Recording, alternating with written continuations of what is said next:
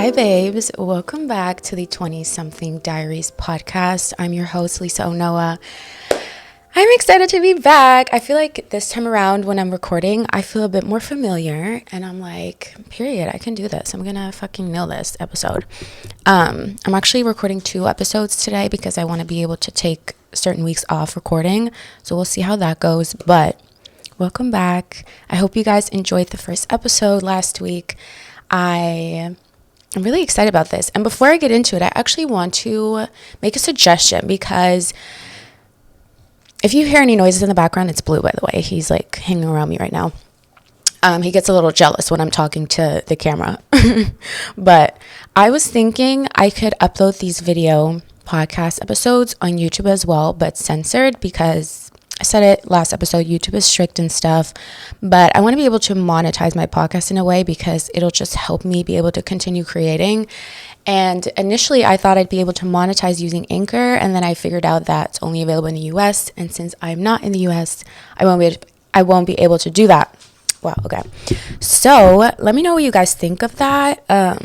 It would be the same episodes, but it would just be like censored. I'd probably have to like bleep out certain words or maybe even cut out certain topics. And then obviously if you want to watch or listen to the full uncensored episode, it'll be on Spotify and Apple Podcasts. But let me know what you think of that. I think it would be a nice way for me to make a little bit of money off of these so that I can expand it and make it bigger and better. Yeah, let me know your thoughts.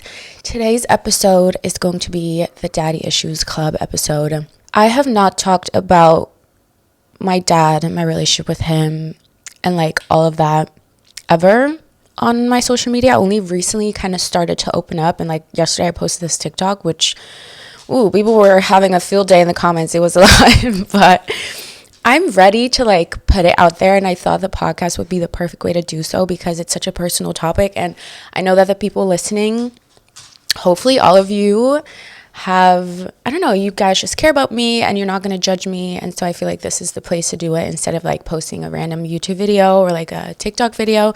So that is the topic for today, but before we get into it, Before we get into it, I'm going to light a candle, and if you're listening, I don't know if this is going to be ASMR, but hello? Why is it not? There we go. It's not a vanilla candle this time. I ran out, so this is just a regular one, but let's pretend it's vanilla. Maybe I can make my own candle, like the 20-something diary candle. Anyways, today's affirmation is, I'm gentle with myself when memories of painful experiences arise. And I express myself with clarity, confidence, and ease. I think these are nice for this specific subject because it's a touchy one, and I'm not even sure how much I'm going to share. Like, I'm just going to share whatever I feel like is right to me right now, but I'm not going to sit here and pretend that I'm completely healed from this. So I'm just going to share with you my story, where I'm at right now. Hopefully some of you can relate and we can kind of support each other in that. I will put a little Q&A at the bottom of this episode on Spotify. I'm not sure yet what I'm going to ask you, but I will do this with every episode. So if you want to like send something in and like chat to me in there, you can. Okay, let me get my notes on my iPad, girl. First, I wrote down why I never talked about my dad online.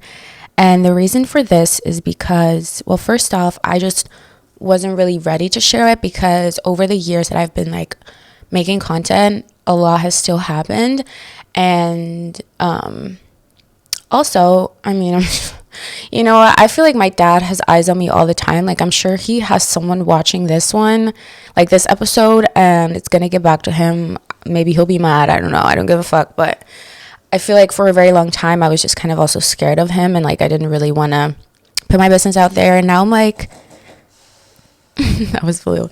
Now I'm like, I deserve to like continue to heal, and like however I want to like go on this journey is up to me. Like, I'm not gonna let him decide like how to heal from this because he did it to me. So like I get to decide like what I'm gonna do with my story and like my trauma and my experiences. And I think sharing it in a podcast like this is not only helping me put it out there and like speak what's on my mind, but also I'm sure there's going to be a bunch of you that will appreciate it and be able to maybe take something from it or relate or whatever. Also, I use humor to cope. So if I make any stupid jokes, don't take it too seriously. Blue is being very vocal in the background. I hope it's not annoying, but whatever. So I'm quickly just going to touch a little bit of, okay. I'm quickly just going to touch on, I guess, the backstory and the relationship that I had growing up with my dad. So my parents were divorced when I was born. I was kind of like an accident. I was not meant to like be here, but I am, thankfully. And my dad, I never lived with my dad. And growing up, we did have some type of like a custody agreement where he would pick us up every 2 weeks. But I wouldn't really spend much time with him. I feel like, especially as a child, like he never really tried to create like a deeper bond with me. It was all very just like surface level. I feel like he would ask me about school, and also like he would always be late picking us up. Like that ended up being one of my pet peeves, like when people are late. Like he was always late. Sometimes he'd cancel, but I just remember being a child and like standing in front of the window waiting for him to pull up, and he'd be like 1 or 2 hours late, sometimes even later than that. And like, okay, anyways, for a really long time, I was actually not even comfortable like sleeping at my dad's. Like I've always been a mommy's girl, and like I just never felt comfortable to like stay over at his place. I always wanted him to take me home, which he did, because he knew that I wasn't on bullshit. Like I would make his night hell if he would let me like stay, if he wouldn't let me leave. So I've always kind of like preferred just being with my mom. I never really enjoyed being with my dad much. But the one thing was that I was growing up in a household with a single mom and 2 other siblings, and we didn't really have much money. So my dad was kind of like the opposite of that. Like he had a lot of money to spend, and that was kind of also his like love language growing up. Like he would always give us gifts to kind of make up for his whatever, his mistakes, his issues. Or like if he was late, he would take us out shopping, and it would always kind of fix it, but only because it was like a special thing for me to like get gifts, because I couldn't really do that at home. Like my mom really didn't have the money to like buy us all of these things. So I started just kind of going to my dad. Oh my God. I kind of just started going to my dad for money. Like I was like, there's nothing really there for me. Like we don't have an emotional connection. I never like talked to him about anything. Like when I got a bit older, I tried to, which I will maybe talk about in a little bit, but there wasn't really much there for me. Like it would just be like, we'd go to my dad, he'd make us food, we talk about whatever, like nothing too serious. Like he would just ask about school every time. Like I told you 2 weeks ago, why are you asking me again? And then he would just basically tell me, I want you to be a doctor, I want you to not have any boyfriends, you need to go to college, university, and whatever. That was like always the thing. Like and yeah, I would just kind of go to get gifts, to get my hair done, needed money, especially as I got older and I became a teen. I would just like knock on my dad's door if I wanted to get my hair done, and like he would give it to me, so I was like fine. And then he has kids with multiple women, and like I think it was maybe like 8 or 9, my little brother was born, and I was actually really close. Still, I'm like quite close actually to his mom. I also ended up having a sister from my dad's side with her. So basically from the time that my little brother was born, we were basically always at her place. Like we never really went to my dad's. We just went to her place. My dad was barely even there. Like he would leave all the time. She was kind of the one taking care of us. So this whole like, it's just like oh my God, such a difficult situation to explain. And I don't want to really go into detail about everything, because I feel like this episode is just going to be like way too fucking long. But basically he wasn't really there. Like I was mostly spending time with my brother and my sister from my dad's side. So we have different moms, and then my brother, who is my full blood brother, came with me.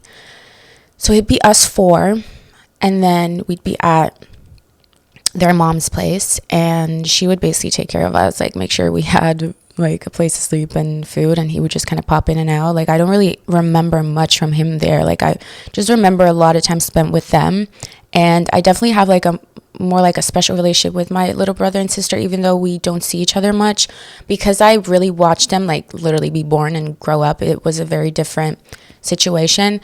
I feel like as soon as I kind of started to get to an age where I was making my own money and making my own decisions, and I was starting to like stand up for my own, just for myself, like my dad and I really started butting heads, and like especially because like I just didn't want to listen to him. Like nothing he said made sense to me. Like he didn't even really know me, so like it really bothered me if he was like trying to dictate something in my life. And I've always been like a super stubborn type of person, so he knew that. So I feel like we would always butt heads. And then obviously a lot more happened in the years, but like I'm not gonna dive that deep because I feel like I should probably do that in therapy. But let's just say there was just no relationship there. There was no emotional connection. I never felt like I could open up to him about anything. I'm sure there was also kind of like a culture difference. Like he moved to the Netherlands when he was in his like early 20s, and he came from Nigeria, so it was like a very different culture. He moved to Europe and he had European kids with a white woman, and so completely opposite of what he grew up like the environment that he grew up in and the culture that he learned, and like the way that parents are towards their kids and stuff like that. It's just completely different. And he definitely kind of like loosened up a bit over the years, but I think there was still like a big barrier, and I was so like opposite of it. And I was so like I was getting tattoos, I was like, you know, doing all these things that were like so like against what he wanted, and I was like dropping out of school, like all of these things. And so I think that also played a role. But basically we ended up getting into like a fight when I think it was like 18 or something. Let me think back. I think we stopped talking for a while, and like after a while there wasn't necessarily like a fight anymore, but we just like weren't really talking. I'm pretty sure he like texted me happy birthday one year, and it was like literally the day after my birthday, and I was like, how do you not realize when my birthday is? Like literally I'm your child. Also literally like, oh, I can't say this.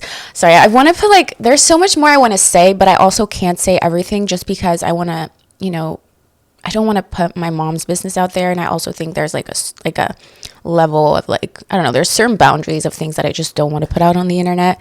But he should know when my birthday is, okay? And I was like, thanks, Dad, but it was yesterday. He was like, oh, sorry, I thought today was the 12th. Oh, God.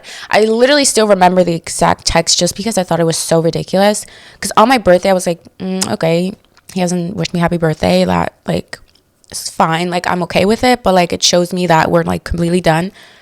And then he did that. I was like, yeah. I think the biggest thing that happened in our relationship from like basically when I was born was in 2021, and I remember this very vividly.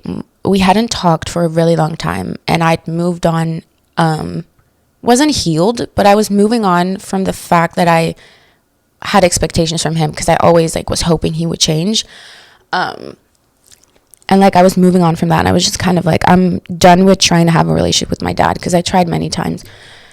And then my brother texted me, and he was like, oh, like Dad's coming over to eat food, and he's asking if you want to come. And like food is, I guess, kind of like always been our way of like bonding and like our love language within like our little family with my dad. Like we were always just eating Nigerian food. That was kind of like our way to like bond and like show love. So I was like, sure, maybe this is a good time to discuss, see how, you know, maybe he's changed, maybe we can kind of work it out so there's no like fight or like bad blood anymore. So I end up going, and it starts out okay. I mean, there's already like a lot of things that my dad like and I just don't agree on, and like I just have a hard time accepting that. Like when I'm with him, there's just too many things that bother me, and like I just get really irritated, and like it kind of like irks me, like. And I'm always the type, like, I will just say my opinion, and most of the time it's not the same as his. But, like, I'm not going to just, like, agree with him just because he's my dad. Like, I've always been the type to just, like, say what I think is right. And, like, that, like, sometimes kind of causes fights. So it was going pretty good up until we finished dinner, and then he kind of brought it up. He was like basically saying that he didn't really know why we weren't talking. I was like, how the fuck do you not know why we're not talking? So I was like, I mean, if you want to, I can say it, be honest. So I ended up telling him why I was mad at him, everything that happened, basically how I was feeling. Like, again, I'm not going to go into the whole thing.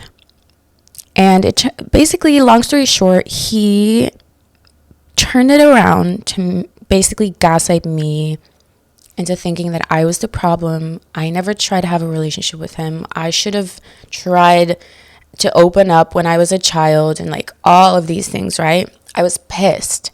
He was using the fact that he had to pay a lot of money for like custody battles and shit to see us, like basically saying, oh, I spent so much money on you, which is, I guess a reason for me to respect him, when I'm like, you decided to have me, babe, like what?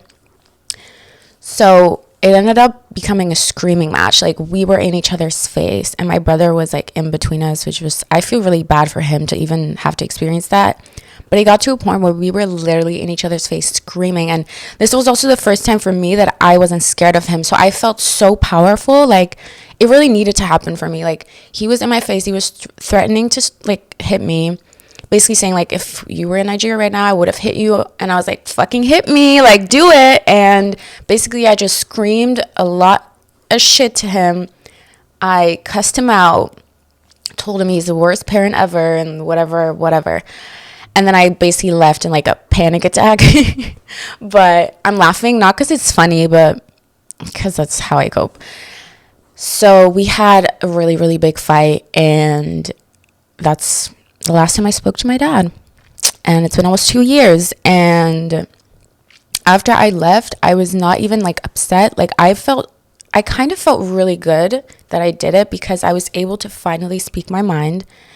And I wasn't scared. Like, I grew up being terrified of my dad. Like, I don't know about you guys, but especially like my dad is like a Nigerian man. Like, when he is mad, bitch, that's fucking scary. Like, the eyes, like everything is just terrifying as a child. And so I was always too scared to like really let him know what's up, if that makes sense. Like, I never ever thought I would be the one screaming in his face and like not even being scared when he like threatened to hit me. But yeah, like, I wasn't scared, and I was like, fuck, like, finally, like, this is such a breakthrough for me. Like, I'm not scared of him anymore. He cannot hurt me anymore. Like, this is it. And like, I said everything I wanted. He still doesn't understand. He doesn't want to even apologize for the fact that I felt that way, whether he meant it or not. Like, it was just such a fucked up situation. But yeah, that was the last time I talked to him. And there's just so much more, but this is somewhat of a summary. I don't know. So obviously, the fact that I have or had this relationship with him has affected me a lot growing up. I think in ways that I used to not really realize that it was because of him, but now obviously that I'm older, like, I kind of start to understand. And mostly just like with men, like, I've never really felt like there was a man in my life that was my protector. I've always seen it as like a woman, which was my mom. Obviously I have an older brother, but like, that's such a different dynamic. Like, I've always felt that I had an older brother to protect me, but never like a dad or like just this like older male figure that was there, that loved me unconditionally, that showed me how I was supposed to be treated as a woman, that showed me the worth of a woman and everything in between. Never had that. So I feel like as I was like getting into like dating and meeting guys and like all of that, I just didn't really know what I deserved. And like, I didn't really know the standard. Like, my standard was below average because I just basically had none. Like, I didn't even know what it felt like to have a man love you unconditionally and protect you and like be there for you no matter what. And like, he was supposed to like be that for me, and he wasn't. So I feel like that has been like a huge thing in my life, where I just have a hard time trusting men. And like, even like growing up, like up until like my teen years, I used to be so uncomfortable around boys. Like, not even on like teenage shit, but just in general. Like, even if I had like guy friends, we could have so much fun, but don't touch me. Like, I would feel so uncomfortable if a guy even touched me.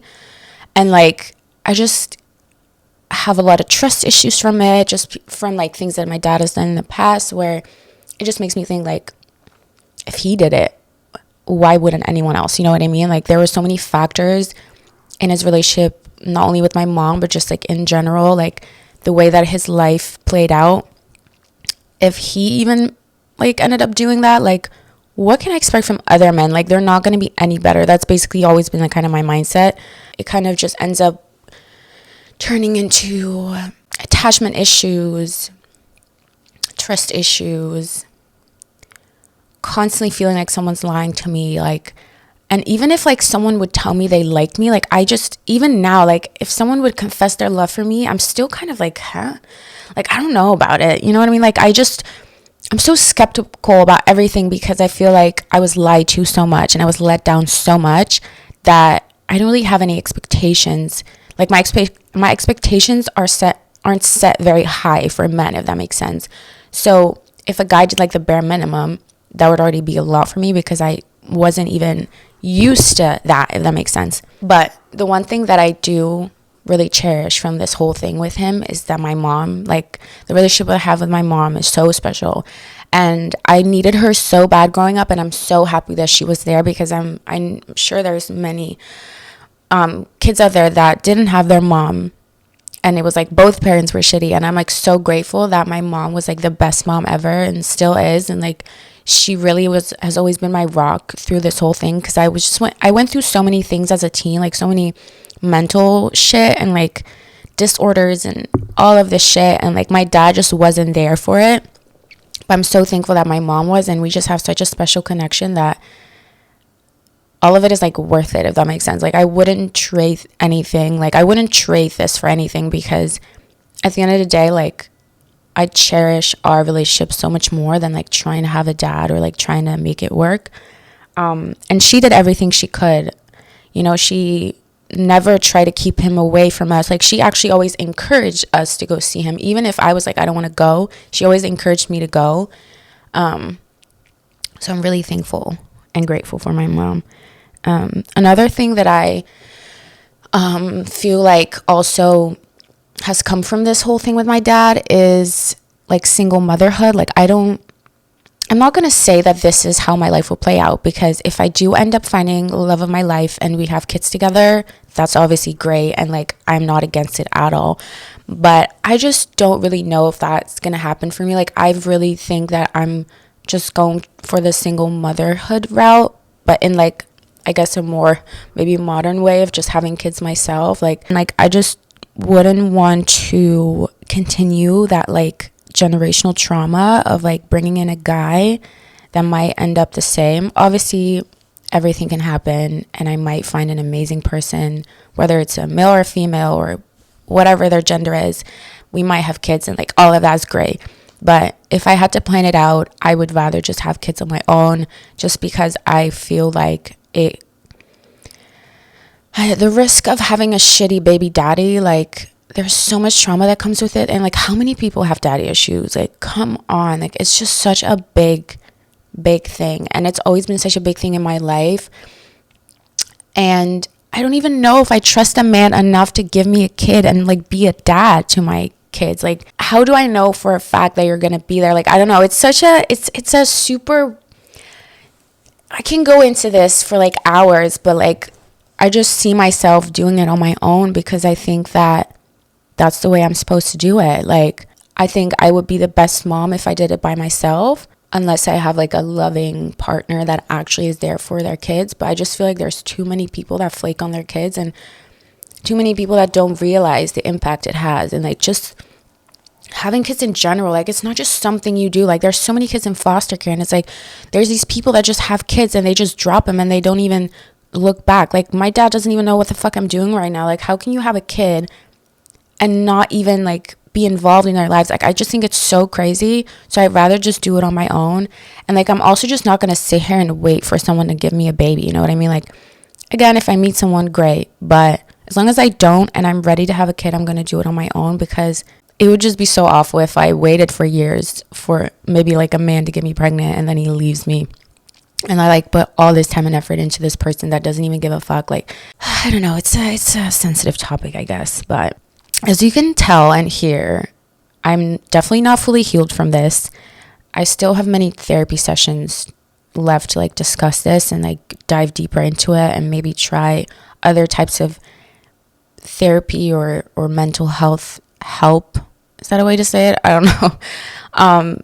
Because yeah, I'm still mad. I haven't forgiven him. I still hold grudges. I'm not over it. And like, I think that's okay. Like, obviously, eventually I want to get to a point where I can forgive and like leave it and choose my own peace. But I'm definitely not there yet. Like, I'm gonna be honest. I'm still mad at him. I still want to punch him in the face. Like, yeah. Just because I really feel like I personally think my dad's a narcissist. Not to like diagnose him, but that's what he's giving narcissist to me. And like the fact that he does not even acknowledge the way that I've been affected and the way I've been hurt and can't even apologize for that. I don't know. I don't even know if I'm saying all of this right. Like, I'm literally just sitting here speaking my mind, and I hope it makes sense to you guys, or if you can like relate to something I'm saying. But I'm definitely not healed from it, and I'm still fucking mad, bitch. Fuck you. I do have to say, therapy has definitely helped me a lot already, just by even talking about it. But I do think I need to dive deeper into it and really see like where the root of the problem is, and like how I can heal from it and like move on, because it's hard. And like, so I posted this TikTok, right? And it was a audio of like, girl, fuck them kids and fuck you too. And I was like, I put the text, like my dad expecting me to bond with all these half siblings, because I have a lot of half siblings, and like some of them I fuck with, some of them I don't. And like the expectation from him, I just think is beyond me. Like, what the fuck? You're not even in my life, but you're expecting me to play big sister for all these kids that I don't even know.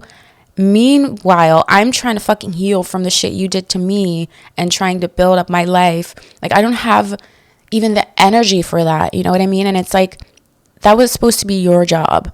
And it's even worse because he just keeps making the same mistakes. So like, I'm not seeing any change, which I think is why I continue to be like so mad about it, and like I am not able to heal from it just yet. But I don't think he's gonna change, so I'm gonna have to put in the work myself, which is the hardest part. And yeah, I don't even know what else I wanted to say. Like, I just wanted to talk about this and like let you guys know this is what kind of is the history on my dad. Like, this is why I never talked about him. This is why he's never in my content. I never mentioned him, because I used to get questions like all the time over the past few years, like, why do you never talk about your dad? Is your dad alive? Like, all of these things. And it's like, I didn't even want to talk about him because of all of this. Like, he just pisses me off. He still does. I'm sorry. But I'm sure he's gonna have someone like snooping around. I don't know. I'm sure he always has someone in my business, because he always knows what's going on. If you're watching, hi. Or listening, hi. I mean, I don't really care, honestly, at this point. What are you gonna do? Like, I built up my life without him. I'm fine without him. He hasn't done shit for me, so I'm good. Like, I just know I'm good without him, and that does definitely give me strength. And that's been my biggest focus over the few years, like really just making sure that I have myself, because no one else gonna have me. So like, he's not gonna be there. So yeah, I don't want to ramble too much, but I just kind of wanted to like put it out there and talk about my experience, and like yeah, give you guys a bit more insight on me and my past and my childhood. And there's definitely like way more, too much to even talk about, and way more bad things that he did, but I don't want to put everything out there, because I feel like there's boundaries, and like I also don't want to blast my mom's business on the internet. So yeah, it's definitely like a hard topic to talk about. Not necessarily that I like get like emotional or upset, but it's just like, wow, like saying it out loud, I'm like, yeah, that's like only a small part of it. And like, I don't even know how I went through all these years, but I fucking made it, y'all. Look at where I'm at, bitch, without that man. So period. It's time for my Listen to Lisa segment. So I finally posted a story where you guys could send in any questions or advice you want. I'm gonna post a new story every time I upload I'm gonna post a new story every time I upload an episode so you can send in new stuff, because the question box doesn't work after like 24 hours. But I picked one that I felt like would be a good addition to this episode, and I'm going to keep everything anonymous, but this person asked how to make the most out of therapy sessions. And I wanted to put this in because, like I said, I'm definitely still going to work on this in therapy because it's not something I've healed from yet. And my advice would be to write down, like outside of your therapy sessions, write down anything you want to say to your therapist. Because for me personally, usually when I sit down, I kind of forget the things that I wanted to tell her. Or like maybe something happened like 2 weeks ago, because I don't go like every week. I go like, now I kind of go like every 6 weeks. Maybe something happened 3 weeks ago and it was like so bad in the moment, but then 3 weeks later I kind of laugh it off because that's how I cope. And then I don't end up telling her. So I feel like it's really good that if there's something going on that you feel like your therapist needs to know, write it down like in like a note, in a journal or anything. That's a really good tip, because then when you sit down, you can just read it or like tell her, like tell them. My therapist is a woman, but anyways. Yeah, writing things down outside of your therapy sessions to make sure that you mention them is a good thing. Obviously, just being honest. Open and honest. If you don't feel like you can be that with your therapist, find a new one. Like, I think sometimes you have to go through a few people to find your match. It's really important to find your match, or else it's just not going to work. What really helps for me is when I have a therapy session planned for a certain day, is that I make sure that that day is not too overwhelming for me, because therapy sessions drain the fuck out of me. So I make sure that I don't really either have to like work or, you know, do anything important after. Like, I really kind of turn it into kind of a self-care day, and I create like a ritual where maybe I'll like grab coffee before I go in, like kind of make it a bit more fun in a way so it's not too depressing, because I mean, going to therapy isn't always fun, and especially if you've talked about a lot of heavy things, like you might leave like crying and like feeling super upset. So turning that day into like a self-care day really helps me continue to like heal, and like instead of like going home and dwelling on it and then like maybe having to like get to work and not being able to focus, and then I feel like shit because I can't work, and like, you know, it's a whole cycle. I guess those would be my 3 tips. If you have any other tips or anything else regarding this whole episode, you can leave it in a comment on my Instagram. You can DM it to me. You can maybe put it in the Q&A box, whatever you want. Speak your mind. Let me know what you think of the episode. I think I'm just going to end it here.